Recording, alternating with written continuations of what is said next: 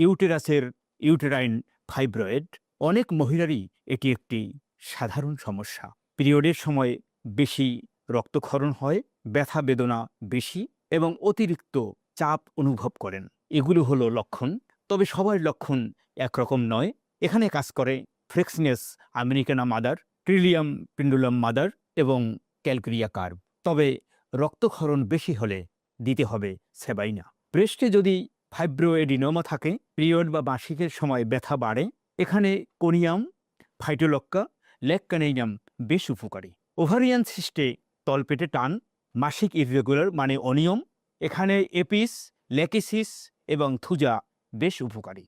গলার বা বগলের লিম্ফ এডিনোপ্যাথি হলে লক্ষণ অনুযায়ী দিতে হবে ক্যালকেরিয়া আয়োডাটা, সাইলেশিয়া অথবা মার্ক আয়োড ফ্লেভাস। তবে সবচেয়ে গুরুত্বপূর্ণ বিষয় হলো লক্ষণ ছাড়া কোনো ঔষধই দেওয়া যাবে না। একজনের টিউমারে যে ঔষধ কাজ করবে, অন্যজনের সে ঔষধে কাজ নাও করতে পারে। লক্ষণ অনুসারে ঔষধ হবে ভিন্ন ভিন্ন।